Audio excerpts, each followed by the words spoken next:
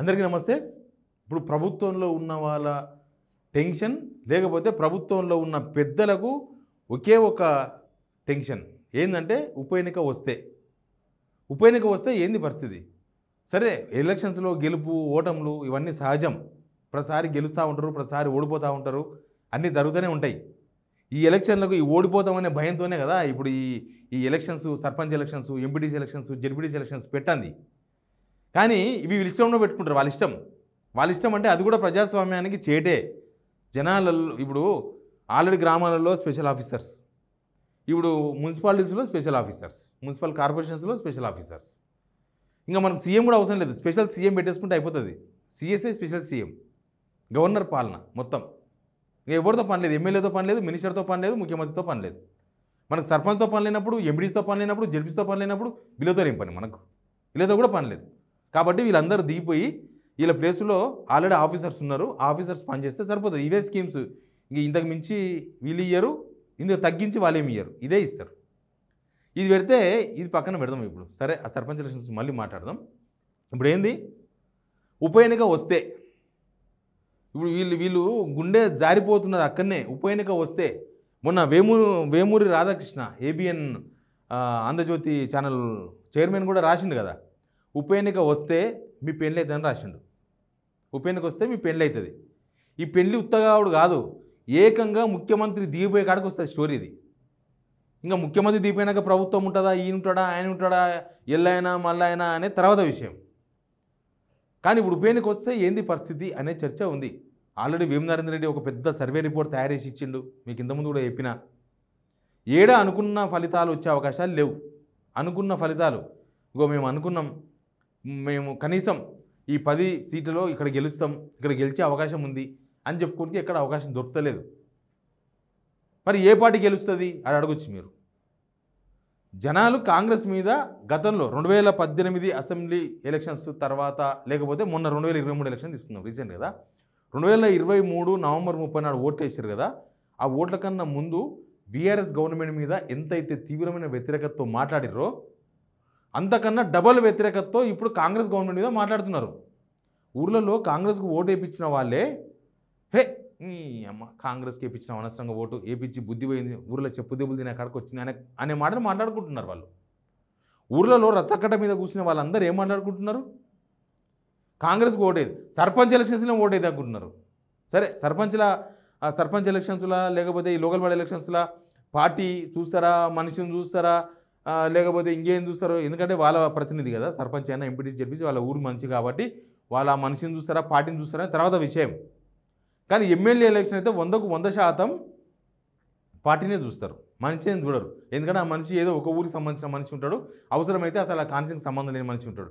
కొంతమంది ఉంటారు కదా, అందరూ సొంత కాన్స్టిట్యూన్సీలు ఏం కాదు కదా, వాళ్ళు సొంత కాన్స్టిట్యూన్సీ అయితే కూడా ఏదో ఒక ఊరికి సంబంధించిన ఆయన ఉంటాడు, ఒక మండలానికి సంబంధించిన ఆయన ఉంటాడు, మిగతా అంతా ఆయనకు సంబంధం లేదు. ఇప్పుడు 4 అంశాలు వీళ్ళను బాగా బెదిరిస్తున్నాయి. బెదిరించుడు కాదు, ఇప్పుడు ఓడిపోతామా గెలుస్తామా అనేది ఒకటైతే, ఓడిపోయిన తర్వాత పరిణామాలు చాలా తీవ్రంగా ఉంటాయి. రేవంత్ రెడ్డి భయం అదే. ఇప్పటిదాకా రేవంత్ రెడ్డి అగ్నిపక్షాలు ఏవి ఫేస్ చేయలేదు. ముఖ్యమంత్రికి ఎందుకు టెన్షన్, సీఎం రేవంత్ రెడ్డికి ఎందుకు టెన్షన్ ఉప ఎన్నిక వస్తే? ఈ విషయం మీద మాట్లాడదాం. ఈ విషయం మీద మాట్లాడకన్నా ముందు మీకు రిక్వెస్ట్ చేస్తున్నా, ఈ వీడియో చూస్తున్న వాళ్ళు ఈ వీడియో కింద సబ్స్క్రైబ్ అనే బటన్ ఉంది, ఆ బటన్ నొక్కండి. తర్వాత అక్కడ బెల్ ఉంది, ఆ బెల్ కూడా నొక్కండి.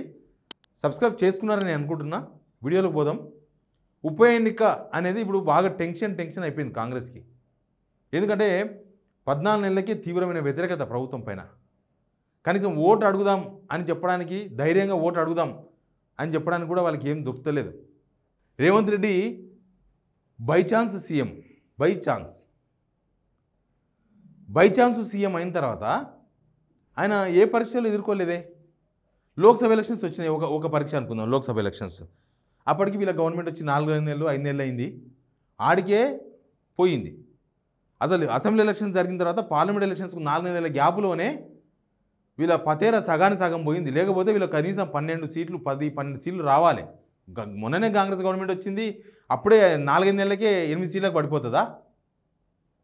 ఎందుకంటే పార్లమెంట్ ఎలక్షన్ అనేది ఇక్కడ అసెంబ్లీ మనది ముందు జరిగిన ఎలక్షన్ కాబట్టి ఏ గవర్నమెంట్ ఉంటే ఆ గవర్నమెంట్కి ఫెచ్ ఉంటుంది. అంతకుముందు బీఆర్ఎస్కు ఫెచ్ లేదా? అంతకుముందు 2014 ఎలక్షన్ జరిగినప్పుడు బీఆర్ఎస్కు 14-15 వచ్చినాయి. తర్వాత ఏమైనాయి? తర్వాత పడిపోలేదా? కానీ ఎక్కువ సీట్లు వచ్చినాయా లేదా? అధికార పార్టీ ఉన్నది కాబట్టి వచ్చింది. మొన్న రాలే. మొన్న లోక్సభ ఎలక్షన్స్లో బీఆర్ఎస్కి 0 వచ్చింది. ఎందుకంటే స్టేట్ గవర్నమెంట్ లేదు, ఇది స్టేట్ ఎలక్షన్గా చూడలేదు జనం. ఇది ప్రధానమంత్రిని ఎన్నుకునే ఎలక్షన్ కాబట్టి, అది ప్రధానమంత్రి రేంజ్లో జరిగే ఎలక్షన్ కాబట్టి అది అడ్డుపోయింది. బీఆర్ఎస్ 0 వచ్చినాయి. మన లోక్సభ ఎలక్షన్స్ కానీ పడిపోయినాయి మొత్తం వ్యవహారం కూడా. పడిపోయిన తర్వాత ఎలక్షన్ అంటే భయపడుతున్నారు. ఎలక్షన్ అంటే పడుతుంది. ఏం ఎలక్షన్? ఇప్పటిదాకా ఒక్క ఎలక్షన్ పెట్టుకోలేదు. ఎప్పుడో జనవరి 31కి అయిపోయింది 2024 సర్పంచ్ ఎలక్షన్, పెట్లే. ఎంపీటీసీ ఎలక్షన్, జెడ్పీటీసీ ఎలక్షన్ అప్పుడే అయిపోయినాయి, పెట్లే.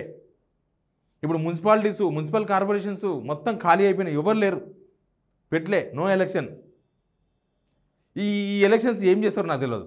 కానీ సుప్రీంకోర్టులో నిజానికి ఈరోజు హీరింగ్ జరగాల్సి ఉండే, రేపు జరిగే అవకాశం ఉంది అంటున్నారు. ఎందుకంటే టేబుల్ ఈరోజు మొత్తం రాజ్యాంగం దాని మీద పెద్ద సబ్జెక్ట్ మీద సుప్రీంకోర్టులో చర్చలు జరిగినాయి. బహుశా ఆ సబ్జెక్ట్లో ఈ సబ్జెక్ట్ రాలేదు తెర మీదకి. యాక్చువల్గా ఈ 18వ తారీఖు నాటికి విచారణ వాయిదా వేసింది సుప్రీంకోర్టు. ఈ 10 మంది ఎమ్మెల్యేలకు గుట్టుకుమిట్టుకుంది. ఈ ఏదో నాడు ఇయ్యాల కాకపోతే రేపో ఎల్లుండో సుప్రీంకోర్టు మనం డిస్క్వాలిఫికేషన్ చేయక తప్పదు, మనం మాజీ ఎమ్మెల్యేలం కాక తప్పదు. అది రేవంత్ రెడ్డి పరీక్ష. ఈ 10 మంది ఎమ్మెల్యేల పరీక్ష కాదు. వీలైంది గెలుస్తారు, ఓడిపోతే ఓడిపోతారు. కానీ ఆ 10 మందిలో ఎంతమంది గెలుస్తారు? అసలు బై ఎలక్షన్ వస్తే ఇప్పుడు ఏం చెప్పుకొని పోవాలి గవర్నమెంట్? ఇంకా రాష్ట్ర ప్రభుత్వం ఉంది కాబట్టి మీరు 10 మందిని గెలిపిస్తేనే మేము పథకాలు ఇస్తామని చెప్పుకుంటారా? ఈ 10 మందికి ఓట్లేసి మా పార్టీ వాళ్ళని గెలిపించుకుంటేనే మీకు సంక్షేమ పథకాలు ఇస్తాం, లేదా మీకు 2500 ఇస్తాం, మీకు స్కూటీ ఇస్తాం, మీకు విమానం ఇస్తామని చెప్పుకుంటారా? గవర్నమెంట్ ఉంటుంది, సచ్చినా బతికినా ఇవ్వాల్సిందే. కానీ ఈ 10 బై ఎలక్షన్స్ వస్తే ఎట్లా, 10 ఎలక్షన్స్ ఎట్లా గట్టెక్కాలి? ఎలక్షన్స్ వస్తే అంటే పొజిషన్ అట్లా కనిపిస్తుంది. వస్తే అంటే ఇది ఎప్పుడో జరిగేది కాదు, ఎప్పుడు జరుగుతుందో రేపే జరగవచ్చు సుప్రీంకోర్టులో. వీళ్ళ దగ్గర వాదనలు లేవు, జరపనికి ఏ వాదనలు లేవు. కరెక్ట్ కొట్టేతో దొరికితే ఏ వాదన లేవు వీళ్ళ దగ్గర. వాళ్ళ 10 మందిని కాపాడడానికి వీళ్ళ దగ్గర ఆయుధాలు ఏం లేవు. ఆ విషయం అర్థమయ్యే ఈ 10 మంది ఎమ్మెల్యేలు మేము పోరాడతాం, ఇంకా తప్పదు కదా, కోర్టు లోబడి ఉంటాం, కోర్టు తీర్పుకు లోబడే మేము ఉంటాం, మేము ఫైట్ చేస్తాం ఎలక్షన్స్లో అని చెప్తున్నారు. మన చెప్పలే కడియం శ్రీహరి. ఇంకా మిగతా వాళ్ళంతా కూడా సైలెంట్ అయిపోయినారు, నక్కిపోయినారు ఎక్కడిదక్కడ. ఏంది అసలు ఈ పొజిషన్? కుర్తిలో పడ్డ ఎలకలాగా తయారైపోయింది మా పరిస్థితి. వాళ్ళని ఓడించడానికే జనం కాదు, జనం కన్నా ముందు కాంగ్రెస్ వాళ్ళే రెడీగా ఉన్నారు. ఈ 10 మంది ఎమ్మెల్యేలను ఓడించడానికే కాంగ్రెస్ కార్యకర్తలు, ఆ కాన్స్టిట్యూన్సీలో ఉన్న కాంగ్రెస్ వాళ్ళు ఉంటారు కదా, అపోజిట్ పార్టీ, మొన్న పోటీ చేసి ఓడిపోయిన వాళ్ళే సిద్ధంగా ఉన్నారు, రెడీగా ఉన్నారు. బై ఎలక్షన్ వస్తే మనకు టికెట్ తెచ్చుకోవాలి, లేకపోతే వీళ్ళకి ఇస్తే ఓడియాలి. వాళ్ళకి ఇయ్యక తప్పదు, కాంగ్రెస్ పార్టీ చేర్చుకున్నారు కదా. కానీ దాంతోన రేవంత్ రెడ్డి డమాల్ ఇప్పటిదాకా ఏదో కాపాడుకుంటూ వస్తున్నాడు. ఆయన ముఖ్యమంత్రి పదవిని, ఆయన ఏదో ఆయన పొలిటికల్ వ్యవహారాన్ని నడుపుకుంటూ వస్తున్నాడు.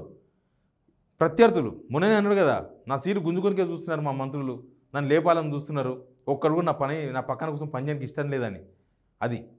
అదే జరుగుతుంది. రేపు బై ఎలక్షన్ వచ్చిన తర్వాత రిజల్ట్స్ తారుమారయ్యే అవకాశాలు 100% ఉన్నాయి. రేపు సుప్రీంకోర్టులో కొట్టేయగానే గేమ్ స్టార్ట్ అవుతుంది. ఈ గేము ఎట్లుంటుందంటే తాడే పామాయి ఖర్చుని అంటారు కదా, ఏదో తప్పించుకొని పోదామంటే ఆయన గుంత ఆయన తవ్వుకున్నట్టు. రేవంత్ రెడ్డి ఆయన గుంత ఆయన తవ్వుకున్నాడు ఈ 10 మంది ఎమ్మెల్యేలతోన. కేసీఆర్ అందుకే నిమ్మలంగా తిరుగుతున్నాడు. ఎందుకంటే రావాలి బై ఎలక్షన్, ఈ 10 మంది ఎమ్మెల్యేలుగా చేరితే ఏమైతే చూద్దామని వదిలేసిండ్రు వాళ్ళు. మిగతా ఎమ్మెల్యేలు పోతలేరు ఈ భయంతోనే.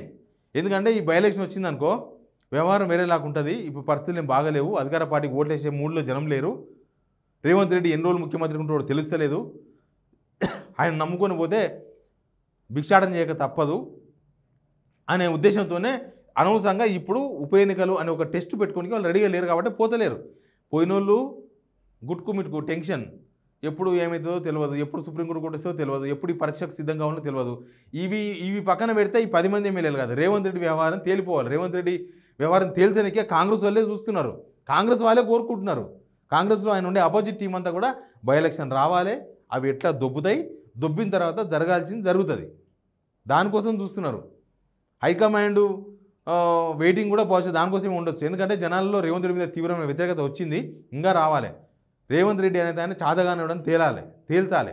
తేల్చిన తర్వాత ఆయన తీసేస్తే కాంగ్రెస్ ఎమ్మెల్యేలు కూడా ఎవరు మీకు నిన్న చెప్పిన కదా, 90% ఎమ్మెల్యేలు ఒకప్పుడు రేవంత్ రెడ్డి ఇంకా ఉన్నారు, ఇప్పుడు 9 మంది ఎమ్మెల్యేలు ఉన్నారో లేదో తెలియదు. అట్లాంటి పొజిషన్ నడుస్తుంది. ఎనీవే ఉప ఎన్నిక వస్తే అనేదాని వెనుక కాంగ్రెస్ వాళ్ళు మాత్రం, కాంగ్రెస్లో ఉన్న ఒక వర్గం వాళ్ళు మాత్రం చాలా సీరియస్గా కసరత్తు చేస్తున్నారు. గెలిపినికి కాదు, ఓడిపినికే. అది ఓడిపిస్తే రేవంత్ రెడ్డి ఖతం అయిపోతాడు అనేది వాళ్ళ ఉద్దేశం ఉండొచ్చు బహుశా. రేవంత్ రెడ్డి కూడా అదే టెన్షన్ ఉన్నారు. 10 మంది ఎమ్మెల్యేల వ్యవహారం కూడా అట్లే ఉన్నది. చూద్దాం, ఎక్కువ టైం ఏం లేదు కదా. సుప్రీంకోర్టు మళ్ళీ ఈరోజు హియరింగ్ కాకపోతే రేపు కాకపోతే ఎల్లుండి పక్కా ఉంటుంది హియరింగ్. మీదనే చేస్తున్నారు. సుప్రీంకోర్టులో వ్యవహారం తేలిన తర్వాత ఇంకా చెప్పుకోనికి చేసుకోనికి ఏమి ఉండదు. రేవంత్ రెడ్డి ఇట్లే మాట్లాడితే రేవంత్ రెడ్డి ఏం చెప్పినా జనం నమ్మే పరిస్థితిలో లేరు. రేవంత్ రెడ్డి మాటలు నమ్మి ఈ 10 మంది ఎమ్మెల్యేలకు ఓట్లు వేయడానికి రెడీగా లేరు జనం అనేది వెరీ క్లియర్. వాళ్ళ సర్వేలో ఇవన్నీ తెలిసినాయి. మన సర్వే మనం ఏం చేయలేదు సర్వేలు. వాళ్ళ సర్వేలో తెలిసిన విషయాలే ఇవన్నీ కూడా వాళ్ళు చెప్పుకుంటున్నవే ఇవన్నీ. Please subscribe signal TV. అందరికీ నమస్తే.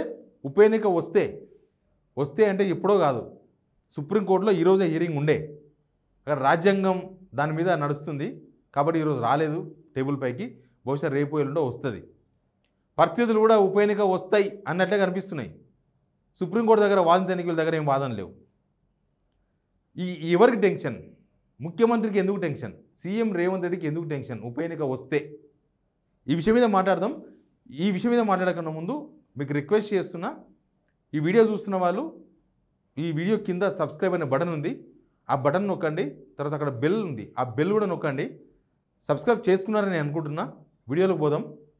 ఉప ఎన్నిక అనేది ఇప్పుడు బాగా టెన్షన్ అయిపోయింది కాంగ్రెస్కి. ఎందుకంటే 14 నెలలకి తీవ్రమైన వ్యతిరేకత ప్రభుత్వం పైన. కనీసం ఓటు అడుగుదాం అని చెప్పడానికి, ధైర్యంగా ఓటు అడుగుదాం అని చెప్పడానికి కూడా వాళ్ళకి ఏం దొరుకుతలేదు.